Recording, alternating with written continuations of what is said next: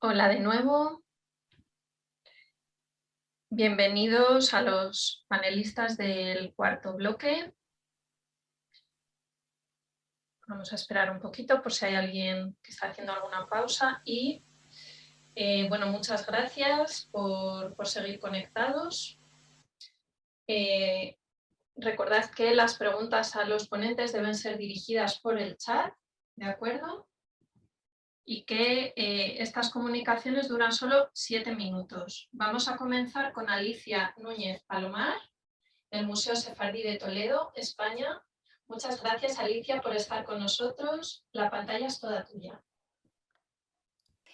Bueno, buenas tardes a todos. Gracias, Cecilia, y gracias al Museo Cerralbo por la oportunidad de poder participar en este encuentro y desde luego enhorabuena por la magnífica organización con la que lo estáis llevando a cabo. Antes estaba mirando a qué hora me tocaba hablar y me estaba preguntando, ¿sabéis qué hora es ahora mismo, pongamos, en Buenos Aires o en Santiago de Chile? Bueno, quizás algunos de los ponentes de este encuentro sí que lo sepan, pero yo sinceramente no lo sabía y ni siquiera me lo había planteado hasta hace aproximadamente un año. ¿Por qué en este momento? Pues porque fue a partir de entonces, el momento en que nos vimos afectados por la dramática situación de la pandemia, cuando en el Museo Sefardí empezamos a estudiar, a analizar y a repensar sobre nuestro público, más allá de los estudios realizados enfocados a la presencialidad.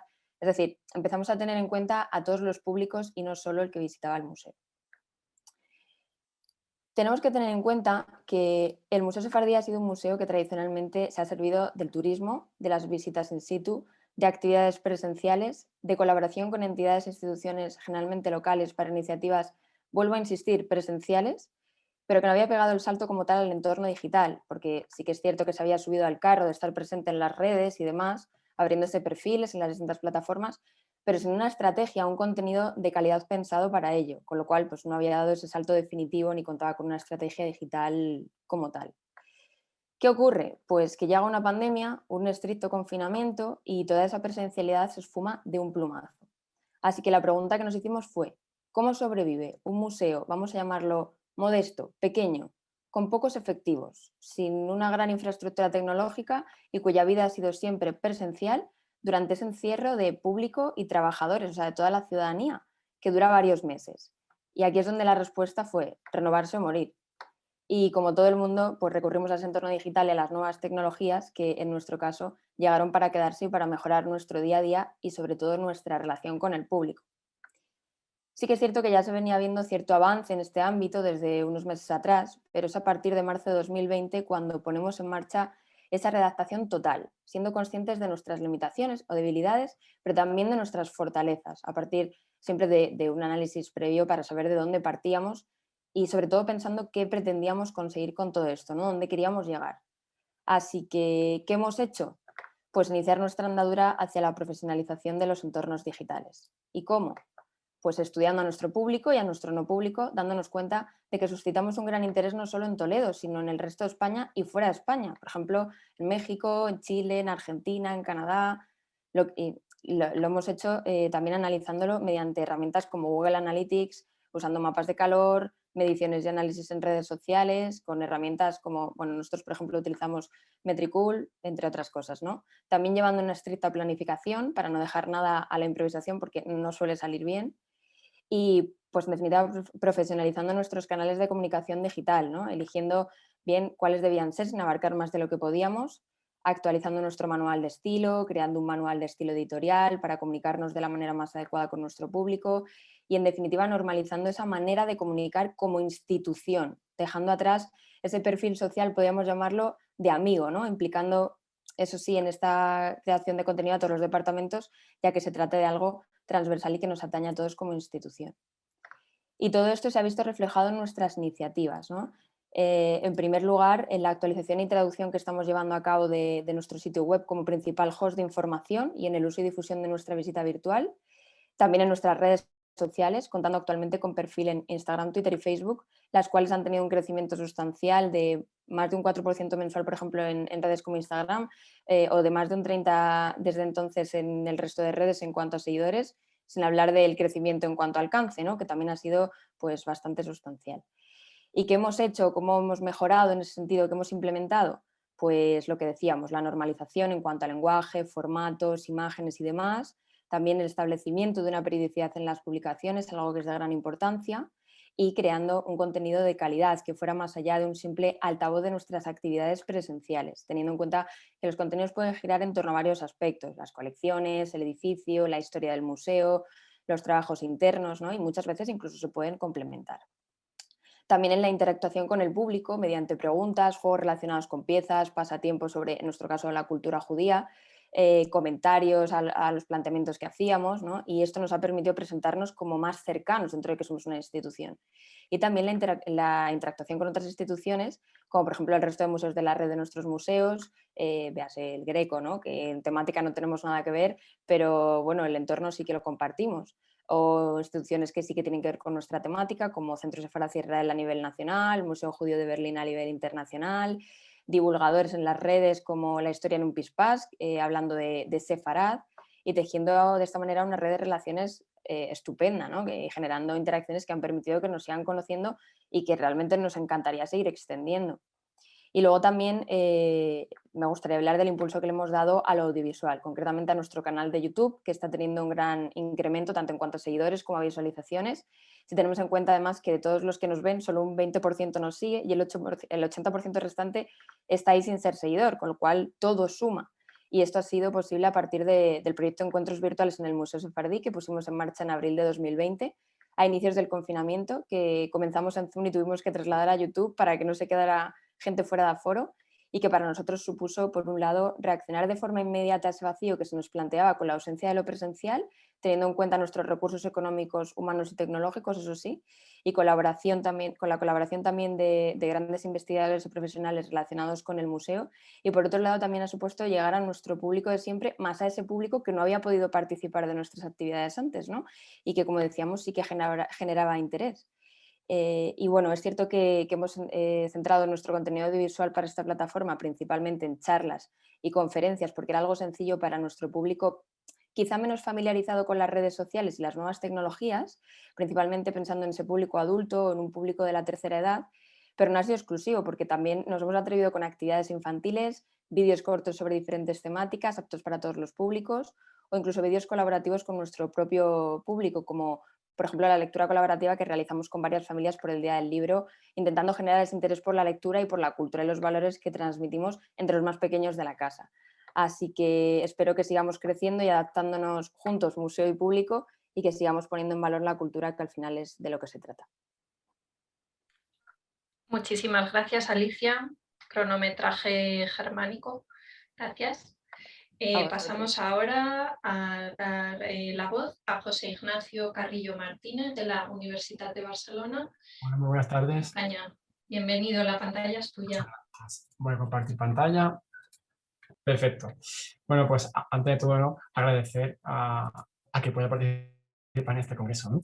Bien, a través del título de la ponencia, ¿vale?, quería hacer una especie de analogía o un juego de palabras, ya que en primer lugar el Cau Ferrat, ¿vale?, que fue la casa taller del artista Santiago Rusiñol, siempre ha sido conocido como el refugio del arte, ¿no? Y en segundo lugar, porque queríamos usar estas palabras como un reverso de las mismas, ¿no?, y ver de qué forma se utiliza el patrimonio y los museos como refugio personal en el que batirse de los estragos de la guerra civil que acaecieron en nuestro país, ¿no?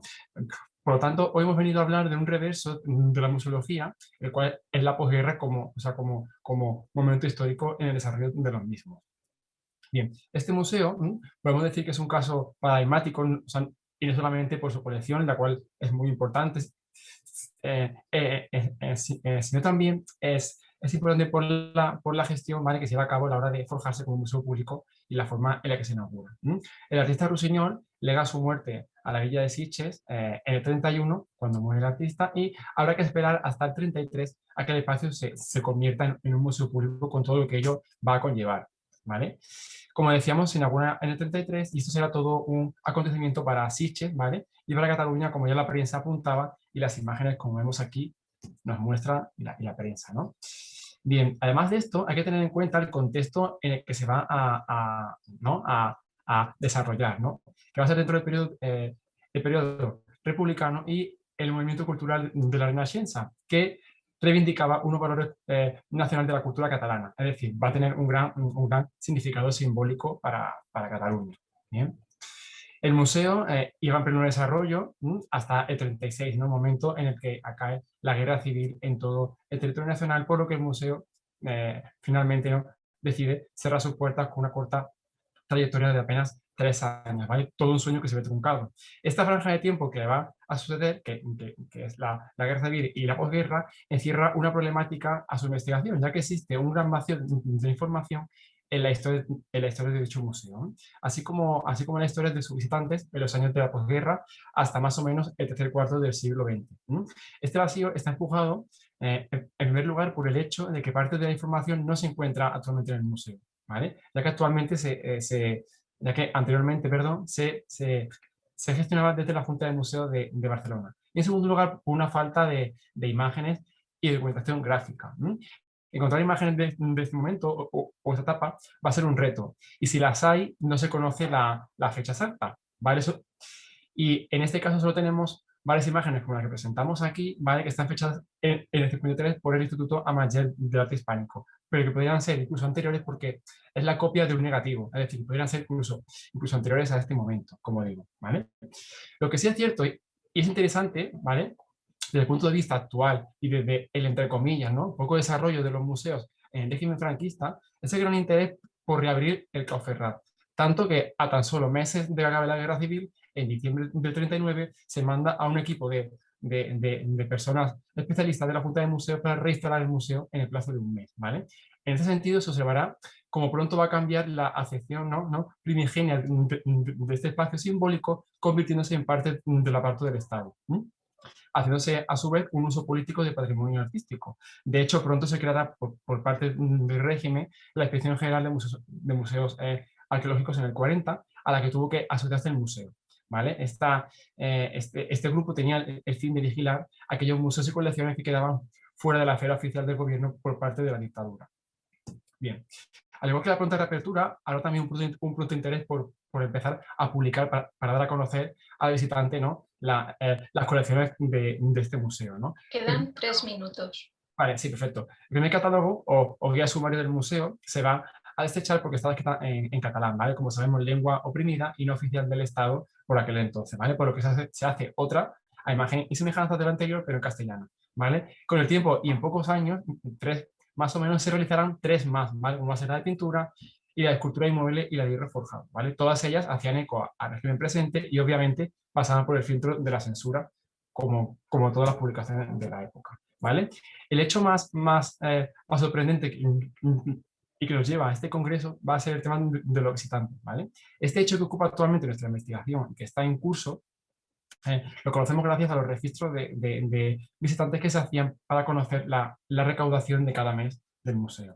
Analizando estos documentos se puede observar un interés de hacer visita, ¿no?, al museo, ¿no?, que a veces era incluso el número de gente era comparable al nivel de personas que iban a los museos de Barcelona por aquel entonces, ¿vale? Bien, pues gracias a esta información se observa en primer lugar el nacimiento, un germen, ¿no?, del turismo de sol y playa, que se estaba fraguando y que en la temporada alta, ¿vale?, en Sitges, va a ir mucha más gente, ¿no?, a visitar el museo, ¿no?, al poseer en parte costa, ¿no?, haciendo que este museo fuera también, ¿no?, en ruta obligada, ¿vale?, en el itinerario vacacional. Además, más interesante si cabe es la información que nos aporta el tipo de entrada de grupo que se va a desarrollar en la Junta de Museos y en concreto en el Clausferrat. Esta entrada en grupo podía ser gratuita para escuelas o centros de enseñanza y reducida para grupos, ¿no? De esta forma se va a incentivar a acercar un acercamiento a los visitantes, ¿vale? Estos primeros van a utilizar este recurso patrimonial con un fin educativo del arte y en cambio el segundo estará más en relación con un turismo cultural, pero un turismo en su mayoría que va a ser comarcal, gracias en parte a la conexión de ferrocarril que va a conectar Sitges con Barcelona y otras ciudades de alrededores. Igualmente encontramos también en estos registros diversas instituciones visitantes afines al régimen franquista, como va a ser, por ejemplo, Educación y Descanso, que era un organismo creado en la dictadura con fines recreativos y culturales para los trabajadores, ¿no? Es también un poco reafirma el uso político del patrimonio, ¿eh? Todas estas visitas van a suponer para el museo una gran entrada masiva de personas, ya que eran en general bastante abundantes, incluso llegaban a veces a las 100 personas, ¿vale? Que yo supongo que supondrían un problema de aforo y conservación al museo debido al espacio reducido que este disponía, ¿vale? Y bien, como conclusión, me gustaría un poco, ¿no?, remarcar algunas consideraciones importantes, ¿no? En primer lugar, destacar la importancia de la documentación generada por la Junta de Museos en la gestión histórica de Pau Ferrat, la cual nos es muy útil a la hora de conocer y rellenar algunos vacíos de la historia de dicho museo, así como hacer un estudio de público. Y la segunda cosa también a remarcar es el notable uso político del patrimonio, ¿no?, visible en este caso de estudio, ¿no?, y extrapolable a otros museos de la misma naturaleza, ¿no?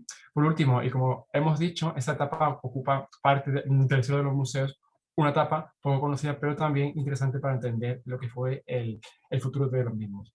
Muchas gracias. Muchas gracias, José Ignacio. Sin más dilación, pasamos a la ponencia de Ricardo Aguilar Martínez, del Museo del Virreinato de San Luis de Potosí, en Ciudad de México. México, bienvenido, la pantalla es tuya.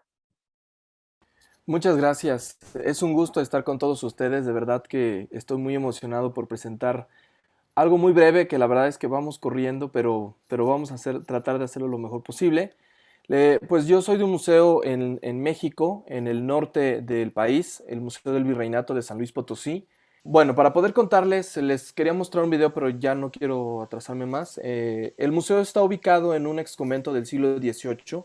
Es el Museo del Virreinato, está ubicado en lo que fue un convento de la Orden de Frailes de Carmelitas Descalzos en San Luis Potosí, que prácticamente tiene 270 años. En este museo pues estuvo abierto por primera vez en el año 2003, cuando se recuperó el edificio como parte del patrimonio local del estado de San Luis Potosí, en México, y desgraciadamente no contaba con los recursos suficientes para poder apropiarse de una importante colección de arte virreinal. Lo que se hizo fue recuperar piezas que se tenían en colecciones privadas y estar durante mucho tiempo en préstamo. Sin embargo, pues esto duró prácticamente hasta el año 2015, cuando se renueva la vocación del museo y se decide darle otro uso al edificio, que en este caso sigue siendo museo, sigue siendo de arte virreinal, pero pierde una gran cantidad, si no es que casi el 80% de sus piezas y de colecciones privadas. Esto es debido a los cambios administrativos que se realizan en México en torno al tema tanto político, electoral y de otra índole. Para ello, en el año 2017, pues por primera vez el museo se incorporó al tema de las redes digitales, de las estrategias digitales en medios, y nosotros generamos en el año 2018 una estrategia para implementar un acercamiento con una comunidad importante en el país.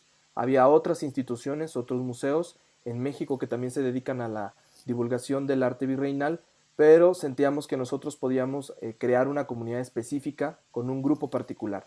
Así que en el año 2018 el museo decide implementar esta estrategia a partir de tres grupos importantes, tres factores importantes. Uno de ellos es la creación de un programa de divulgación científica, el desarrollo de contenidos digitales y la aplicación de una estrategia de mercadotecnia directa para este tema. ¿Qué se hizo en la creación de un programa de divulgación científica? Pues se creó un programa público de actividades de acercamiento del arte popular mexicano, del arte virreinal, el reordenamiento de las salas del museo, la reprogramación de conferencias y conferenciantes o ponentes, dando muchísima prioridad a estudiantes jóvenes que deseaban presentar trabajos de investigación en los museos.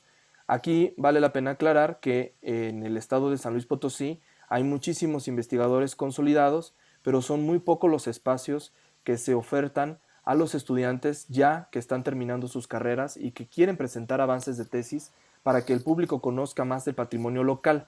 Así que esto ayudó muchísimo porque atrajo no solamente al público interesado, sino también a grupos muy grandes de estudiantes, no solamente de la ciudad, sino de otras ciudades. En el segundo punto desarrollamos contenidos digitales y acordamos que el museo solo hablaría en sus redes sociales de arte virreinal novohispano y de arte virreinal en América. El lenguaje utilizado en todas las actividades sería del uso común, del lenguaje coloquial, no técnico, y ofreciendo siempre la oportunidad de colaboración entre investigadores locales, investigadores nacionales y extranjeros.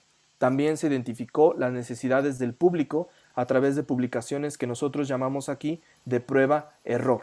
Estas publicaciones nos iban dando una llamada de atención sobre lo que la gente sí quería ver en las redes sociales y lo que definitivamente no estaba interesado en conocer. Y finalmente se trabajó en la aplicación de estrategias, de una estrategia de mercadotecnia, esto es, conociendo los famosísimos algoritmos de las redes sociales, con la publicación en horarios específicos, la publicación de temas específicos acordes a la misión del museo, experiencias educativas digitales que hacíamos de vez en cuando como una prueba para saber cómo podía irnos con el tema de la virtualidad, y la generación de comunidades que se fueron acercando a través de diferentes colaboraciones en el museo.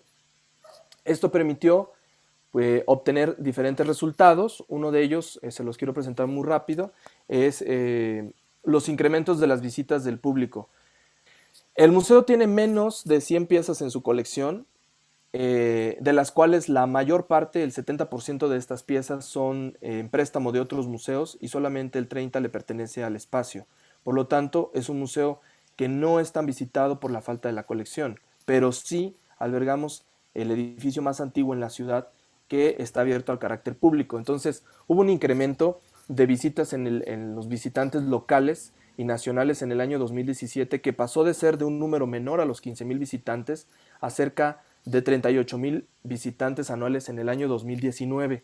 Y para el caso de las estrategias digitales, cuando incorporamos esta temática precisamente en las redes sociales, bueno, pues pasamos a alcances mayores a 364,000 participantes en las redes sociales en prácticamente un año y medio, que fue lo que estuvimos trabajando. A partir de esta experiencia decidimos crear un programa, dos subprogramas específicos que decidimos llamar Nueva España en el siglo XXI, con un subprograma llamado Jueves de Arte Virreinal. Decidimos transformar prácticamente toda la experiencia visual que tenía la gente al participar en las conferencias, y es que todos lo hemos experimentado en la participación de museos. Vemos la formalidad, la seriedad, el recato, incluso en el tecnicismo, el lenguaje que se usaba, y aquí decidimos romper todas las reglas. Decidimos hacerlo prácticamente como un show de televisión, un programa de televisión donde la gente pudiera participar de manera directa, mandara mensajes, saludos y empezaran a compartir algunos datos que se tenían y se transmitían en vivo. La gente podía ver los comentarios en la pantalla. Además, podían hacerse debates públicos en el instante sobre el tema del arte virreinal, el patrimonio y sobre todo lo que hacía, por ejemplo, los gobiernos estatales o nacionales en torno a la protección del patrimonio nacional. Para eso se renovó esta estrategia en el año 2020 debido al éxito que se tuvo en el 2019, y nos decidimos por crear una comunidad internacional. Para ello empezamos a enviar correos electrónicos prácticamente a todo el mundo, con colaboraciones a investigadores nacionales y extranjeros. Generamos un programa con 3 hashtags: Nueva España en el siglo XXI, la trajimos de vuelta al siglo XXI.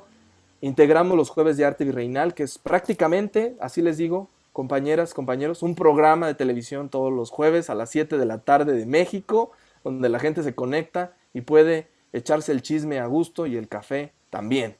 Y generamos el hashtag Fans de Arte Virreinal porque nos dimos cuenta que el tema del arte virreinal en México estaba generando una marca prácticamente. Además, incorporamos las estrategias de comunicación con nuevos contenidos, modificamos la misión del museo, que solamente era la divulgación local del patrimonio. Ahora estamos abordando el tema de la divulgación del patrimonio local, nacional e internacional de los virreinatos en toda América, y la oportunidad de ser un espacio abierto a todas y todos. Con ello, pudimos lograr la participación, por ejemplo, de investigadores en el extranjero, como el doctor Ignacio Mayorga de la Universidad de Málaga, y también con personajes importantísimos en México, que son los investigadores más importantes en el tema de la conquista, tanto de España como la caída de México, Tenochtitlan, que es tan controvertida. Y también, por supuesto, con países en el sur como Argentina, con programas de arte popular para niños a través de conciertos infantiles que han generado unos alcances impresionantes. Bueno, ¿qué obtuvimos durante la pandemia? Ahora sí que te tengo que interrumpir porque ya se nos acabó el tiempo. Bueno. ¿Vale?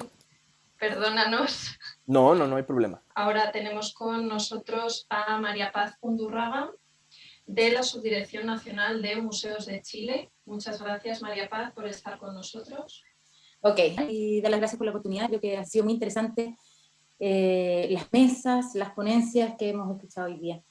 En la ponencia del día de hoy yo voy a exponer sobre un estudio que realizamos en la Subdirección Nacional de Museos, que se llama Museos en Cuarentena, Prácticas de Conexión con los Públicos, que fue una investigación que hicimos el año pasado con los museos chilenos que están inscritos en el registro de museos de Chile. Les voy a contar un poco sobre la investigación, los principales resultados y algunas reflexiones. Entonces, primero, un poco de contexto. La pandemia en Chile llegó en marzo del 2020, ahora estamos viviendo una segunda ola, pero en el fondo los museos cerraron a mitad de marzo del 2020, y fue ahí cuando surgieron todas estas preguntas de qué hacer, qué deben hacer los museos, cómo pueden seguir conectados con sus visitantes a pesar del cierre de puertas. Y además de esto, en Chile también comenzó como el clima de incertidumbre, un poco antes, que fue en octubre del 2019, que tuvimos un estallido social muy fuerte, y el cual está teniendo una salida institucional también bastante interesante. Acabamos de tener este fin de semana elecciones de convención constituyente, por lo tanto también eso también le da un contexto de esta pandemia que quizás se ha vivido un poco distinto al de todos los países, que me imagino que ha sido también muy intensa.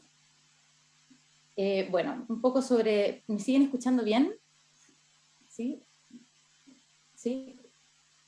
Ok. Sobre la ficha metodológica del estudio, el objetivo de esta investigación fue conocer qué estaban haciendo los museos durante este periodo y cómo les estaba impactando. En el fondo, comprender estas prácticas digitales durante esta primera cuarentena que en el fondo duró desde marzo y hasta después de septiembre del 2020, pero más o menos fue ese periodo el más intenso. Recogimos información a partir de una encuesta que elaboramos y que se la aplicamos a todos los museos, o invitamos a participar a todos los museos del registro de museos de Chile, a quienes manejan la ficha de ese registro que está inscrito en este sitio web. En ese momento respondieron 103 museos, lo cual para nosotros fue una muestra suficiente como para captar la realidad del país en ese momento. Bueno, y entre los antecedentes que revisamos, que fueron muy interesantes, los de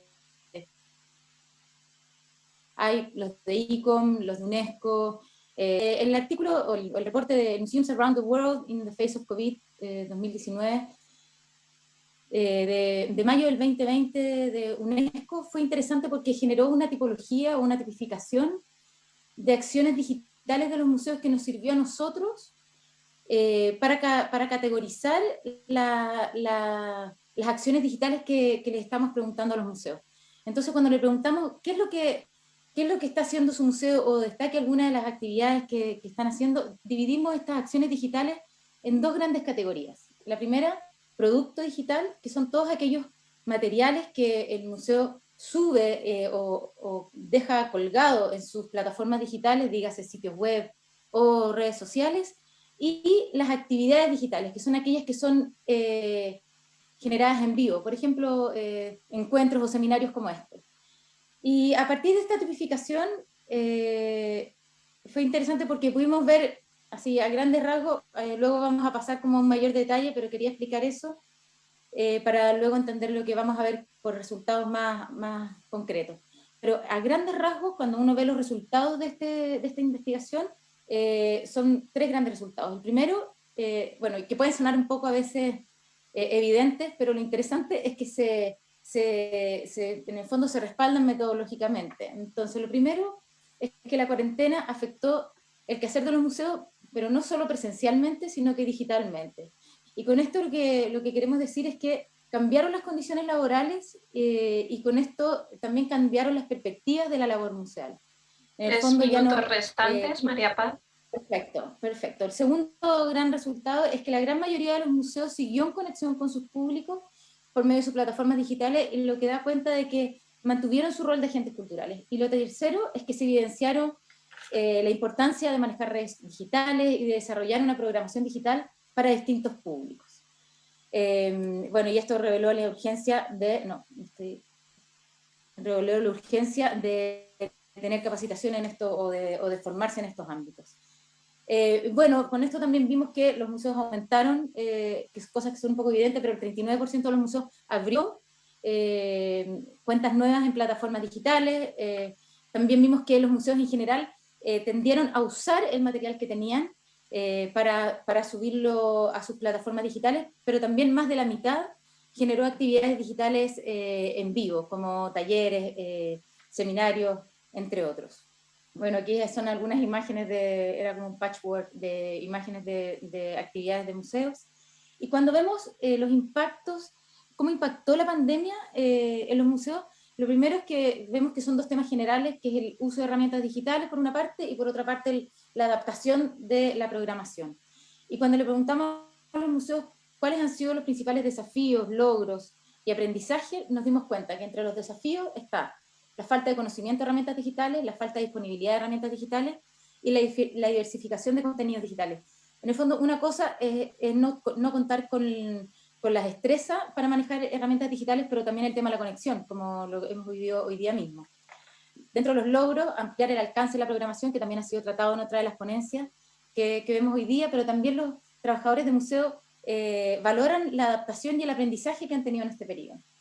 Y bueno, y el aprendizaje, por supuesto, han sido la importancia de las herramientas y plataformas digitales. Lo fundamental del trabajo en equipo es muy interesante, que se vio como un cruce de áreas. Muchas veces pasa que el área tenía tanta visibilización y con como, no sé si forzados, pero como necesitaron poder coordinarse más. Y bueno, la programación como un espacio crítico para poder conectarse con el público. Por último, y esta es la lámina final, los museos fueron capaces de seguir conectados y adaptarse. Los trabajadores de museo reconocen que las plataformas digitales llegaron para quedarse. Y bueno, la conexión a distancia sigue siendo un desafío, y el aprendizaje se está dando sobre la marcha en estos momentos.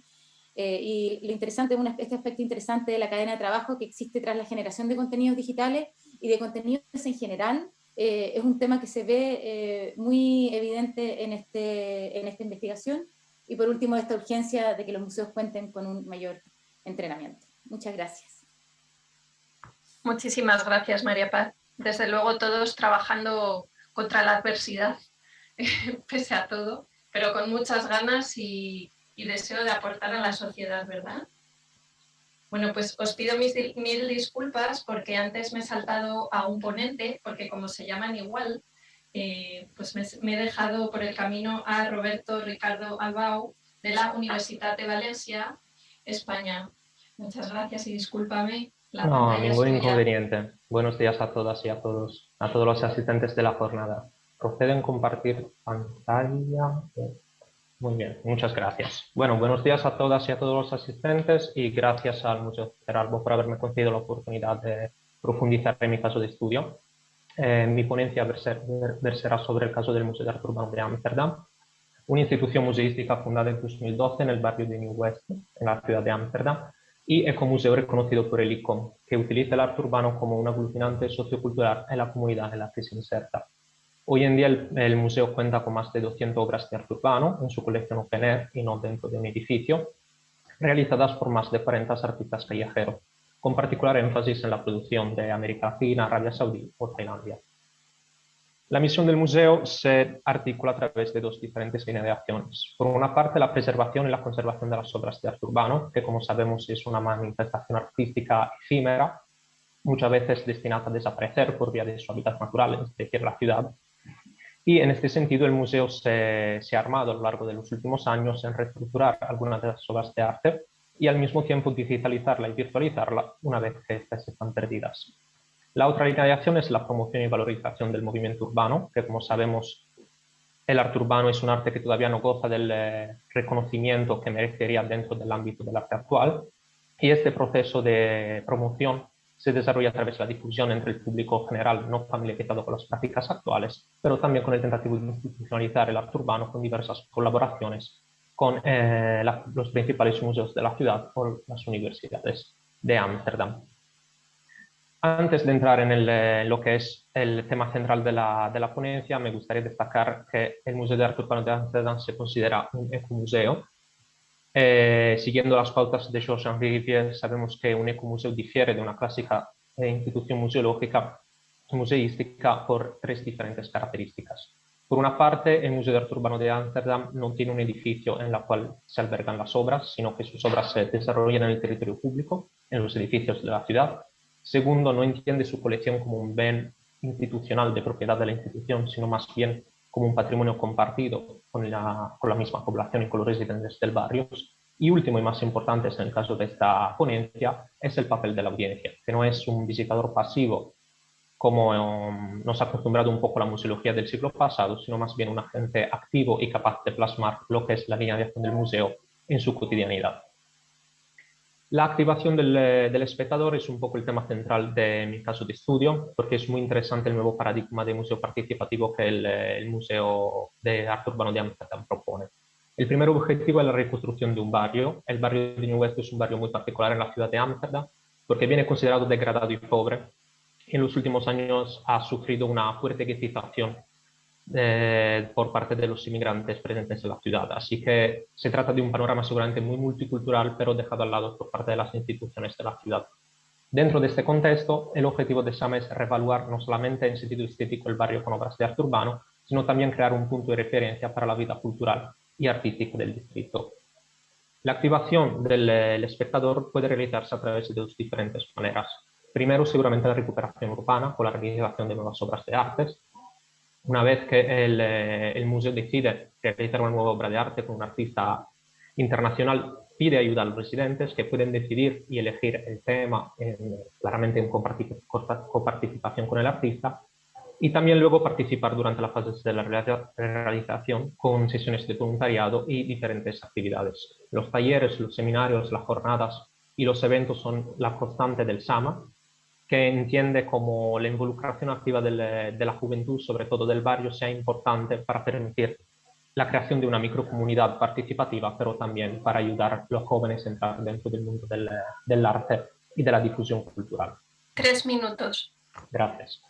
Por lo que concierne los espectadores más ocasionales, por así llamarlos, los visitantes más ocasionales, el Museo de Street Art de Ámsterdam también se ha armado a lo largo de los últimos años para ofrecer una experiencia cuanto más inmersiva posible. En este sentido, he empezado a desarrollar algunas tecnologías muy actuales que, sobre todo en el último año, por causa del COVID, se han configurado como elementos muy importantes dentro de su labor de difusión cultural.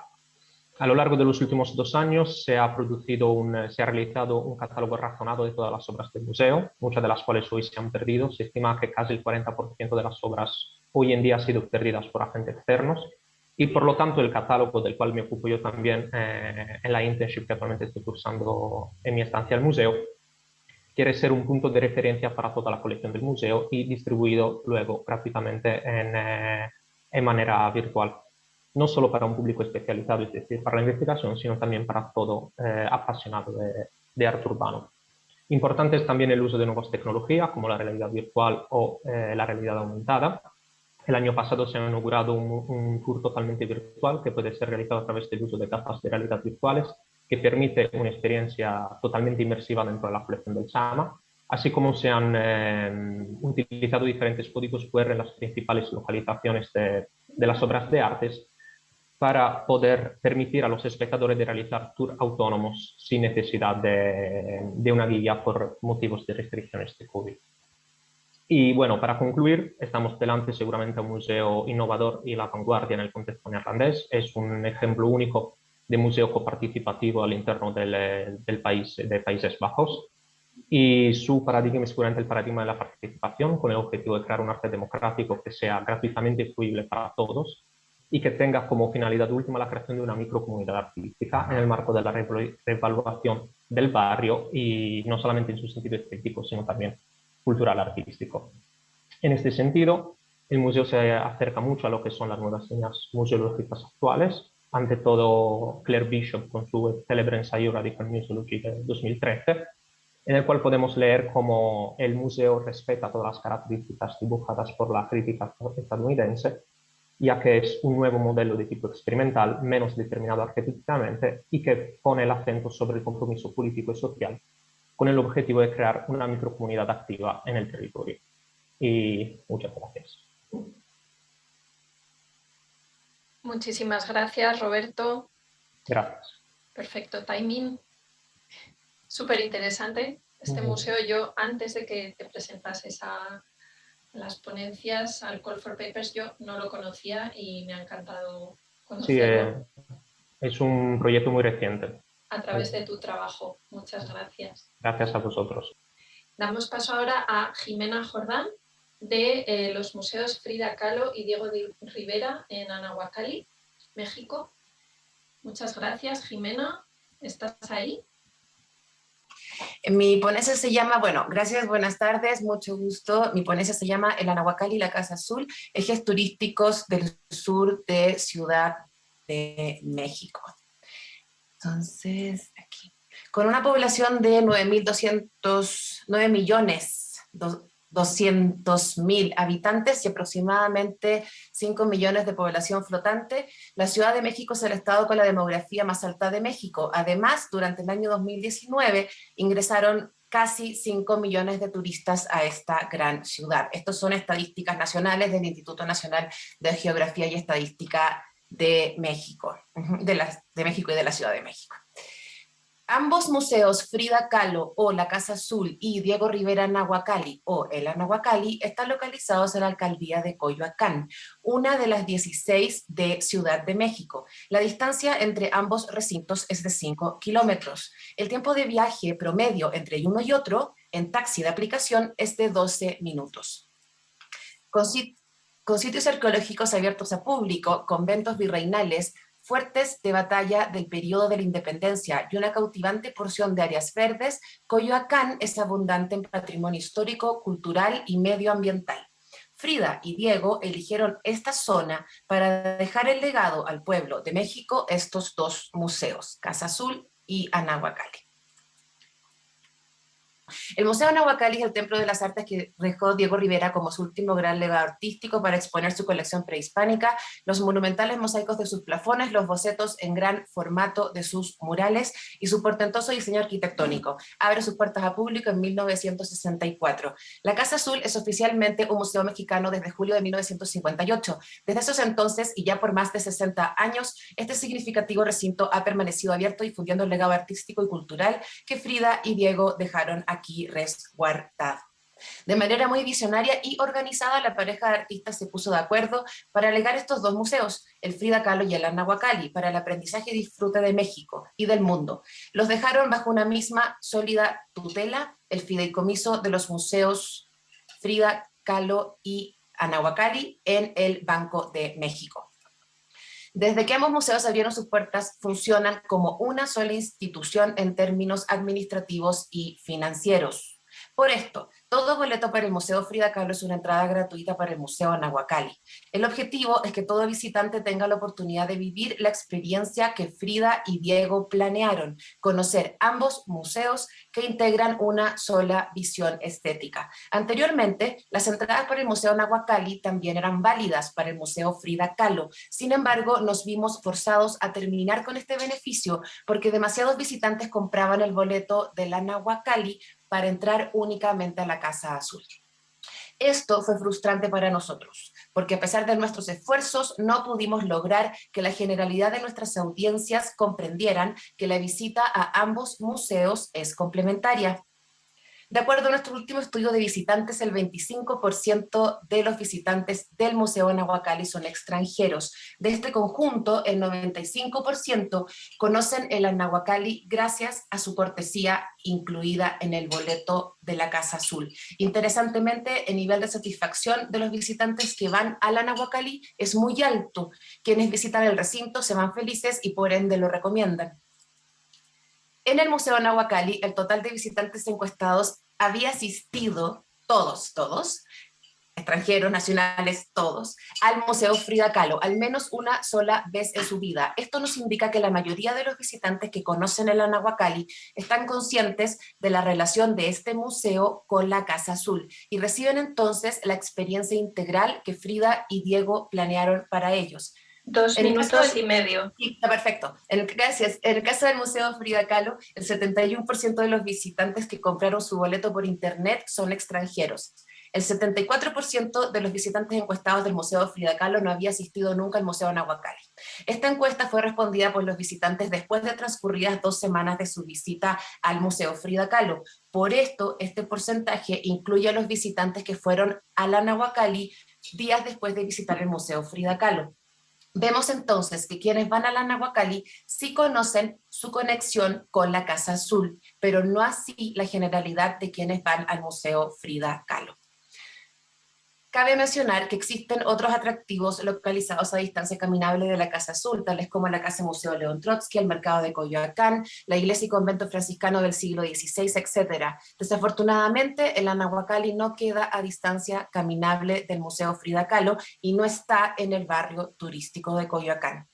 Conclusiones. Los museos Nahuacalli y Frida Kahlo presentan el desafío de ser concebidos como una sola institución y experiencia, según la voluntad de sus fundadores. Esto está en proceso de alcanzarse, porque según nuestro último estudio de visitantes, lo hemos logrado solo en un 25%. La campaña mediática que se lleva a cabo constantemente a través de redes sociales y sitios web de ambos museos ha sido imprescindible para este avance, pero no ha sido suficiente. Algunos factores de la Nahuacalli que dificultan la captación de visitantes son: no está a distancia caminable el Museo Frida Kahlo, hay otras atracciones culturales más cercanas a la Casa Azul que el Nahuacalli, no hemos logrado que los agentes turísticos de Ciudad de México animen a sus pasajeros a conocer el Nahuacalli.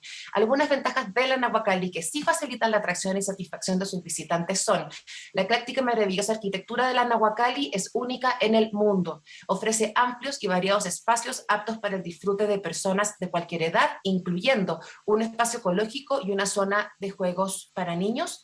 Es una experiencia novedosa que no tiene precedente en otros destinos turísticos mexicanos e internacionales, pues es un museo donde el arte prehispánico se exhibe con exposiciones temporales de destacados artistas contemporáneos, tanto mexicanos como extranjeros, o sea, arte prehispánico y arte contemporáneo en un mismo exposición.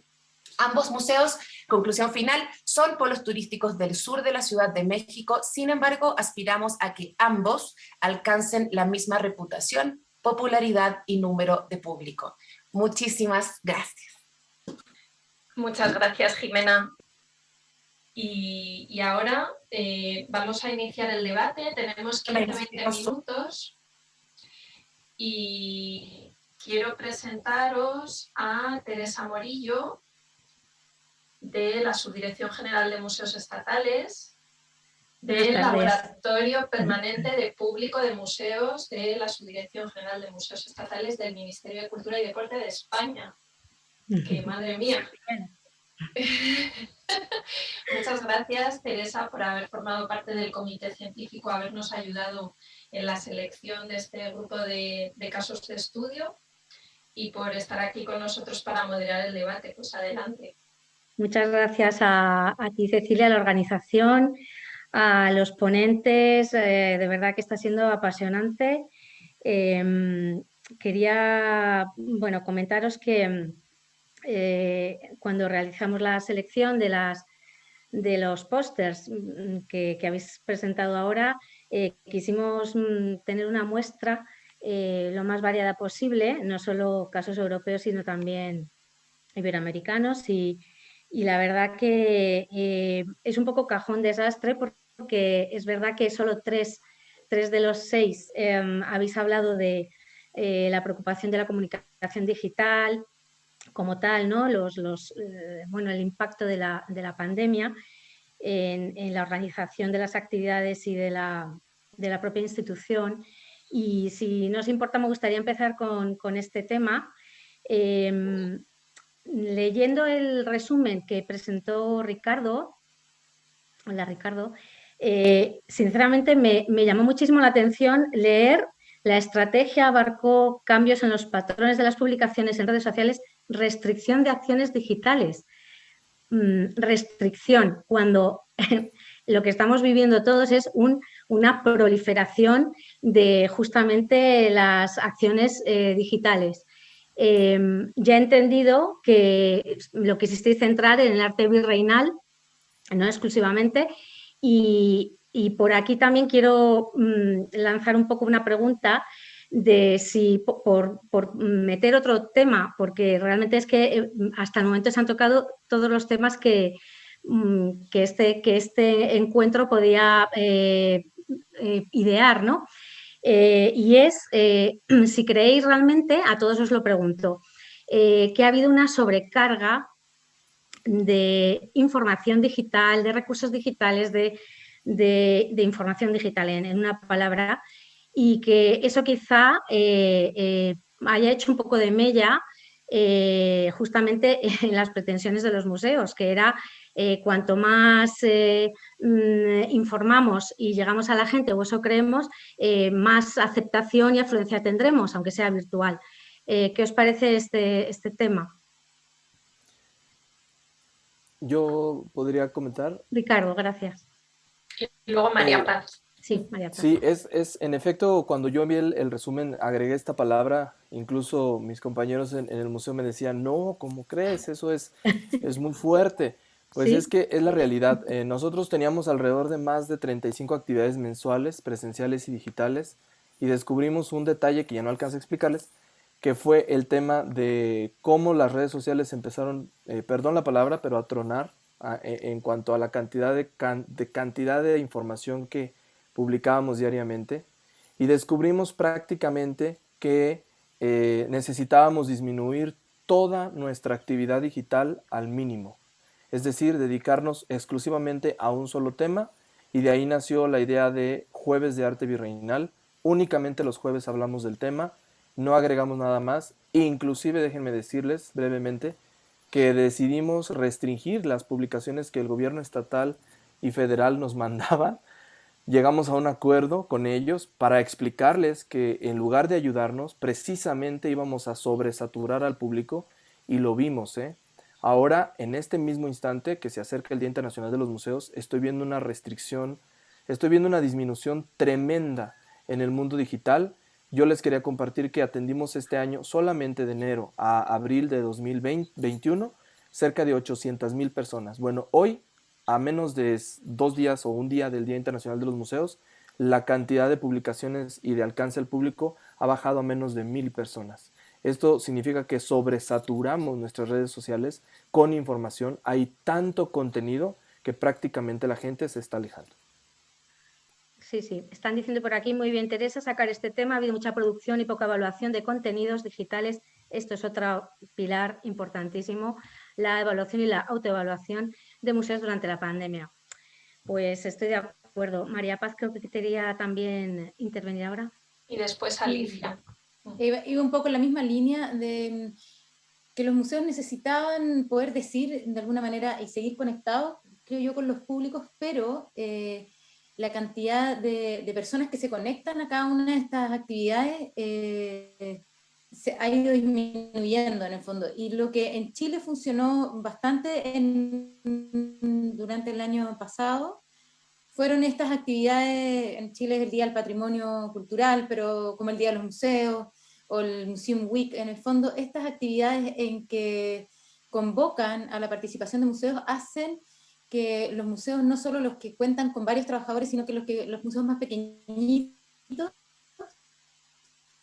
se organicen y concentren esa actividad digital o para una fecha.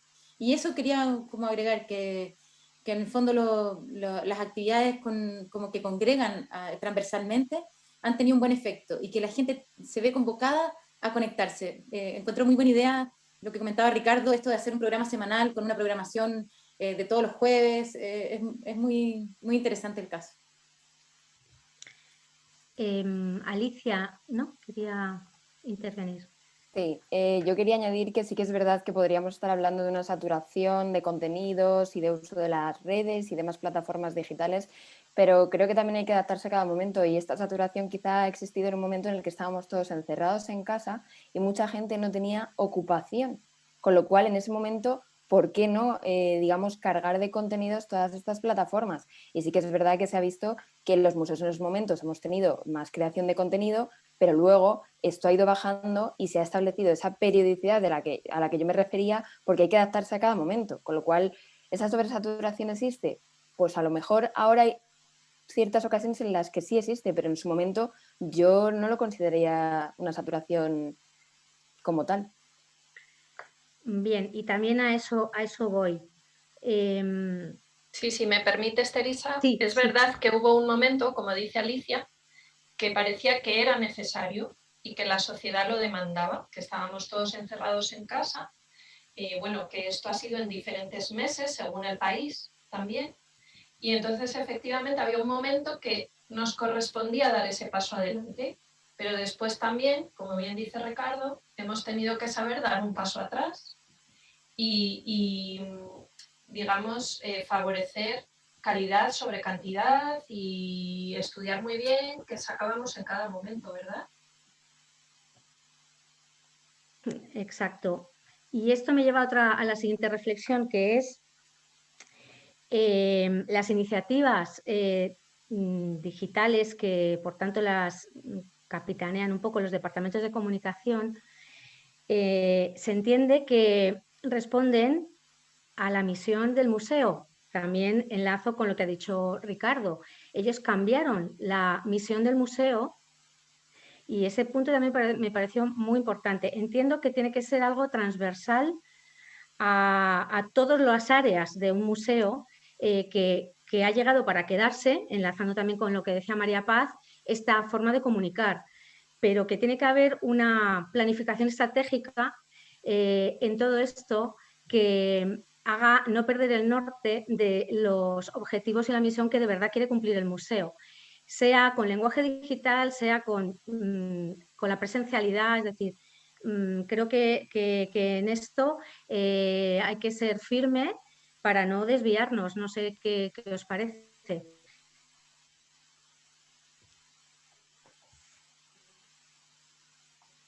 Sí, totalmente. Creo que el tema amerita. Nosotros lo que pensamos aquí fue un recontrol, una reorganización, porque definitivamente yo sí tengo que decirles que nuestro museo funciona a partir de subvenciones gubernamentales, de pagos que nos entregan. La crisis en México empezó muy fuerte y muy dura en las instituciones culturales públicas y la verdad es que teníamos que sobrevivir con los ingresos de taquilla, pero para hacerlo el museo estuvo cerrado 7 meses y además no había el recurso para poder generar otras actividades, así que necesitábamos urgentemente llamar la atención del público porque esa estrategia también va a incorporar que ahora que México está ya prácticamente en libertad de que puedan visitar los museos como en la normalidad, como se hacía normalmente, ahora estamos atrayendo muchísimos turistas, como nunca lo imaginamos, que fue como la cosecha de estos 8 o 9 meses de estar dándole promoción, promoción, promoción, y que ahora venga a visitar el museo. De verdad que estamos recuperando ingresos de una manera increíble a partir de la pandemia. O sea, esta estrategia fue mantengámonos digitalmente activos con un solo tema, llamemos la atención del público y cuando se vuelva a abrir el museo las vamos a tener aquí y efectivamente está sucediendo eso en este momento.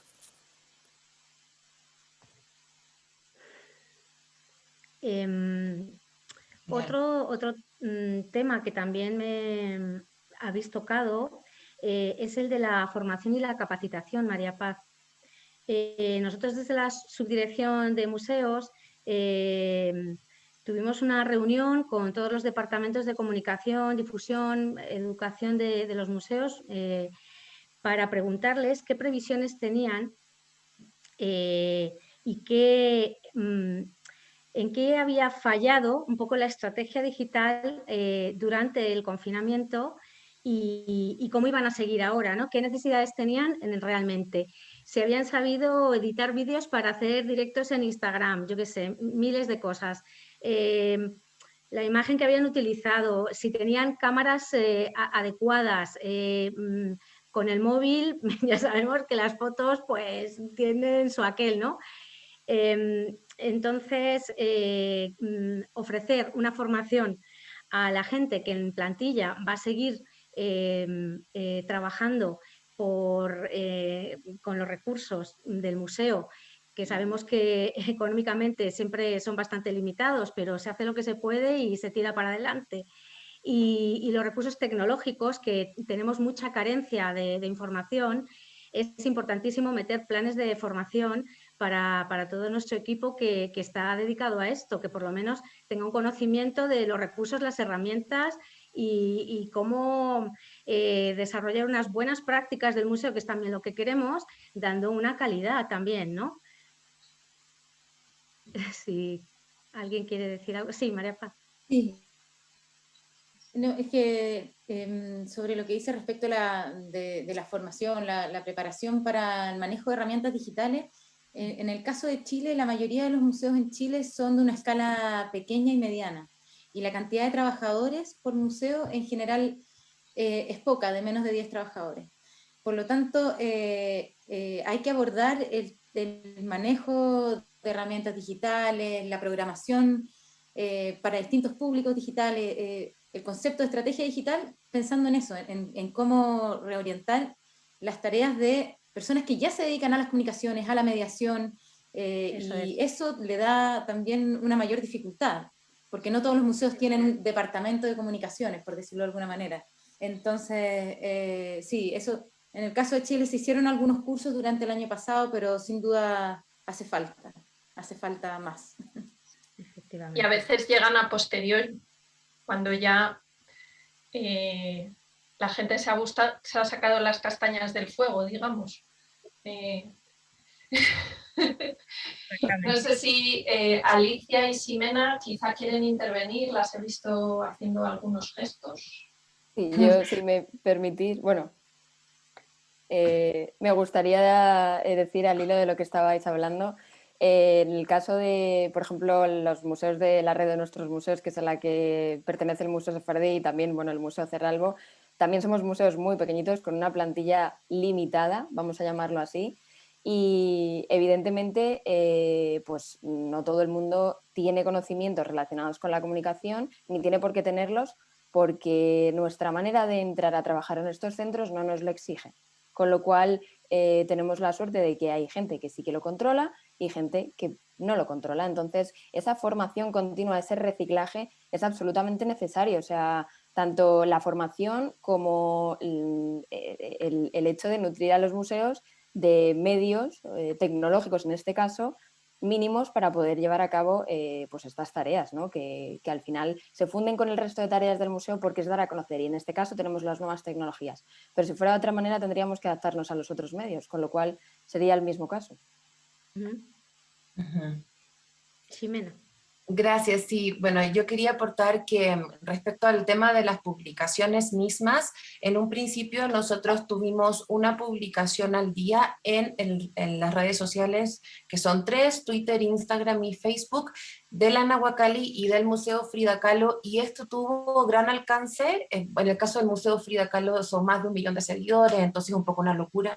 Entonces estamos hablando de publicaciones con un alcance de 6.000, 3.000 y así, y en el caso de la Nahuacalli menos, pero igual gran alcance. Y con posterioridad a eso, y lo digo en concordancia con lo que estábamos platicando en esta sesión, se hizo que tenían que ser 3 publicaciones diarias, y en realidad no ha sido tan conveniente como se pensó. Yo no participo en el equipo de difusión, pero sí en el de investigación. ¿Y qué es lo que ocurre? Que yo reviso el contenido histórico y de información cultural de las publicaciones que realiza difusión, y corrijo muchísimo porque es obvio que ellos son jóvenes y están más focalizados en generar publicaciones atractivas. Entonces mi rol es que, sin dejar de ser atractivas, la información que impartan sea exacta, porque una palabra mal ya deforma, porque como son tan pocas palabras, hay que maximizar y ninguna puede ser imprecisa.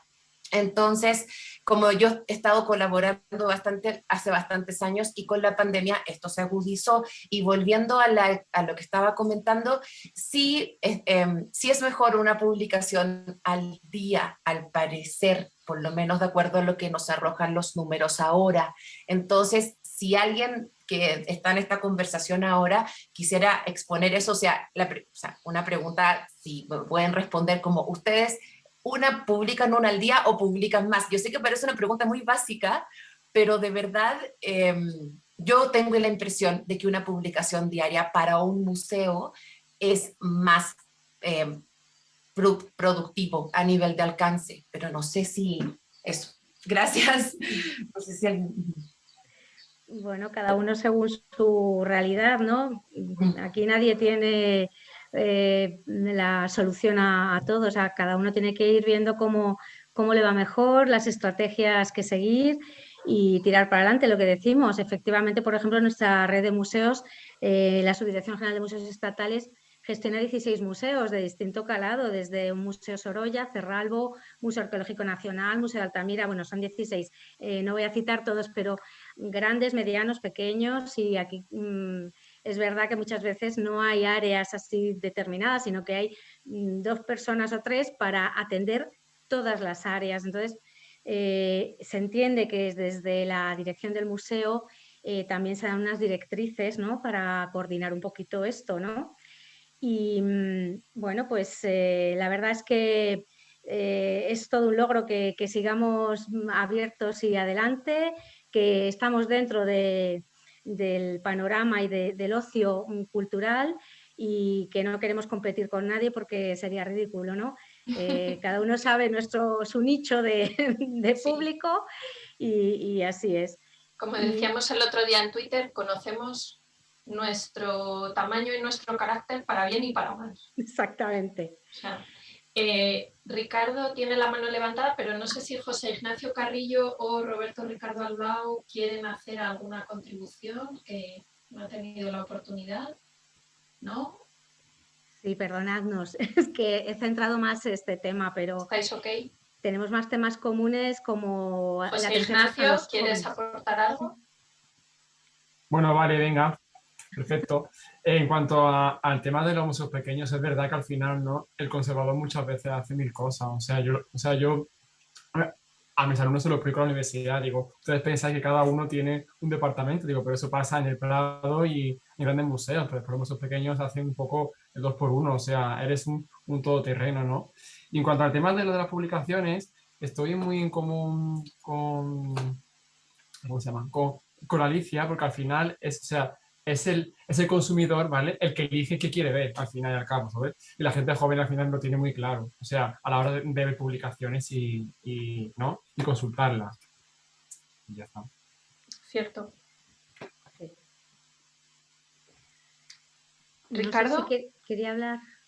Sí, yo quería ahondar en lo que comentaba Teresa Morillo sobre el tema precisamente de no somos competencia y no buscamos como algo particular así. En México hay muchísimos museos de arte virreinal, hay museos impresionantes que pueden llegar a tener una colección tan vasta que incluso sus bodegas están prácticamente llenas o a reventar de piezas no expuestas y que no se publican o no se comparten en espacios museísticos. Pero el detalle no es ese precisamente, el ver quién tiene más o quién tiene menos, sino lo que ha pasado en San Luis Potosí, que después de la experiencia del museo ha sido que la gente se ha identificado con su patrimonio. Eso es súper importante. Y ahora, cada vez que se va a sacar una pieza de una iglesia, de un templo, a una procesión de lo que ustedes quieran, o se va a cambiar de un sitio a otro, la gente pregunta, ¿a dónde la llevan? ¿Por qué? ¿Quién la está llevando? ¿Cómo la está llevando? Ya no es simplemente, ay, la pinturita viejita de hace 300 años, qué linda se ve, bye bye, sigamos nuestra vida. Se trata ahora justo de generar identidad con el patrimonio que tenemos, y a mí me encanta que cuando nosotros publicamos una sola publicación cada 2 o 3 días, la gente comenta dónde está la obra, quién la tiene, por qué llegó a ese sitio, habla de lo haces tuyo, pues te identificas con él, y eso también ayuda a que el gobierno nacional, estatal se movilice para darse cuenta de que la gente está al pendiente de su patrimonio. Has tocado otro tema interesante, el feedback, que os molestáis en recibir, ¿no?, en generar para recibir, de cómo lo estáis haciendo. Eso me parece también fundamental para dar los pasos adecuados. Desde luego. Pues Sí, si quieres hacer... perdón. ¿Podría decir una cosita chiquita? Por supuesto. Sí, claro. Ay, no. Está corta. Que quería decir que sí, que justamente es. Entonces, por eso yo siento que debemos publicar, pero no tanto. Sí concuerdo con Ricardo. O sea, generar conversaciones, generar diálogo, generar alcance a partir de publicaciones pensadas, hechas con concentración y también que sean atractivas, por supuesto. Pero sí estoy muy de acuerdo con lo planteado y me es de alivio que estar conversando con colegas que también concuerdan, porque no siempre todas las visiones son así. Pero sí, los museos no somos marcas, somos otra cosa. Sí. Efectivamente.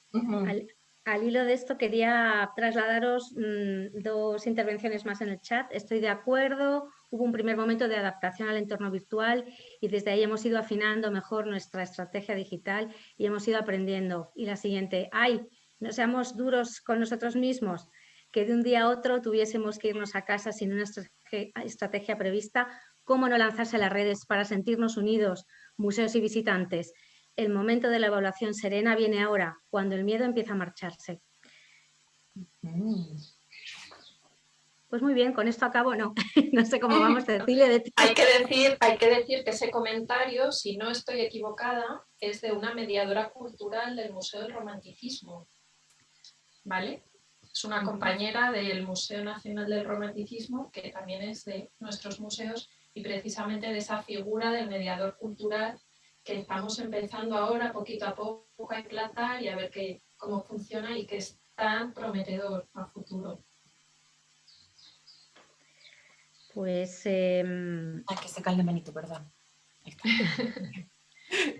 Pues si no quieres añadir nada más como cierre, yo puedo hacer ya las conclusiones. Es que te las haría yo ahora mismo, quiero decir que eso es lo que trabajo en equipo, pues, en fin, pero sí. Yo creo que... No, procede porque yo lo que voy a hacer es despedir. Entonces, no, era una broma, pero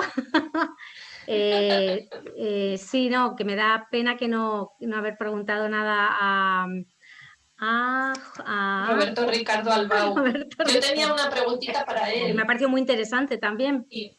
Yo tengo una preguntita, más que una preguntita, es una apreciación, y es que Ricardo hablaba del uso de los códigos QR. Y es que efectivamente esas soluciones tan sencillas, gratuitas, accesibles, simples, porque no todos los museos nos podemos permitir hacer un videojuego o hacer nuestra propia aplicación virtual para niños con realidad aumentada de no sé qué, y beacons metidos en las salas, pues no todos podemos hacer eso. Pero todos hemos utilizado, creo que con inteligencia, los pequeños recursos gratuitos y estándar de accesibilidad como los códigos QR. ¿Verdad, Ricardo? Sí, estoy totalmente de acuerdo. Ha sido, por ejemplo, en el caso del Museo de Arte Urbano de Amsterdam, ha sido un éxito de iniciativa. Además, también en el ámbito de la comunicación en las redes sociales hemos tenido mucho feedback positivo. Y la verdad que ha crecido mucho el museo en el último año. Sobre todo, por ejemplo, volviendo al tema de la hipersaturación, es verdad que ha habido mucha hipersaturación en el periodo del confinamiento, también aquí en Países Bajos, pero luego esto se ha traducido también con un acercamiento de los jóvenes al museo. Hemos experimentado esta nueva gana de volver al museo, aprender, hacer talleres, y eso seguramente ha sido positivo. Nosotros, por ejemplo, hacemos un uso bastante masivo de las redes sociales porque queremos intentar atraer cuanto más jóvenes a las iniciativas del museo y sobre todo ahora que estamos reanudando con las actividades presenciales. En respecto con las medidas, pero tenemos varios proyectos ahora y todo muy interesante. Sí. No he añadido antes porque antes no he añadido nada porque me ha parecido todo muy interesante, no tenía mucho que añadir, pero esto del código QR es muy interesante además. Sí. ¿Habéis abierto ya o vais a reabrir próximamente? Teóricamente nosotros estamos abiertos porque la colección se encuentra en el aire libre, pero no podemos organizar tour con muchas personas por vía de restricciones de COVID. De aquí la idea de los códigos QR, de los tours virtuales y ofrecer una alternativa en tiempos de pandemia. Y de ahí la digitalización y todo. Pero creo que a partir del mes que viene ya la situación será mejor en Holanda y se espera que todos puedan disfrutar otra vez de los museos. Gracias. Me gustaría Gracias. añadir un comentario que acaba de entrar a través del chat, muy interesante, que es verdad que este segmento de público a veces se nos queda descolgado y es importante tenerlo en cuenta. Y dice, el público de edad avanzada de momento queda fuera de estas herramientas digitales. Interesante concepto de mediador cultural presencial y no digital para este público. Efectivamente. A mí, si me Cierto. dejáis hacer un comentario a este respecto, Por supuesto. el público adulto o de la tercera edad, yo no creo que esté tan fuera de las herramientas digitales. En nuestro caso, como he comentado, una de las iniciativas que llevamos a cabo fueron simples conferencias que se hacían en directo a cuento de la pandemia, pero que las hemos continuado, también un poco con la idea de que esas herramientas digitales fueran de fácil uso para este segmento de público, en el sentido de que tú creas un enlace y simplemente es pinchar. Luego puedes interaccionar, puedes no interaccionar, pero al final estás formando parte de esas iniciativas, con lo cual, o sea, quedan fuera si se busca hacer cosas un poco más enrevesadas, pero si nos vamos adaptando a todos los públicos, igual que se ponen cosas más complejas para la gente joven que está acostumbrada al manejo de las nuevas tecnologías, que hemos nacido con el móvil en la mano, pues sí, pero a todo hay que adaptarse y el público adulto y el público de la tercera edad también tiene cabida dentro de esto. Estoy de acuerdo con Alicia, eso era antes, pero la brecha digital se está eliminando rápidamente. Sí, quisiera apoyar lo que dijo Alicia. Efectivamente, nosotros los estudios de visitantes previo a la pandemia, en los museos chilenos, efectivamente un público crítico, un segmento crítico, es la gente de la tercera edad, que venía en grupos menores, menos del 5%. Entonces, este es un tema que viene de antes. Creo yo que no tiene que ver tanto con la adaptación digital.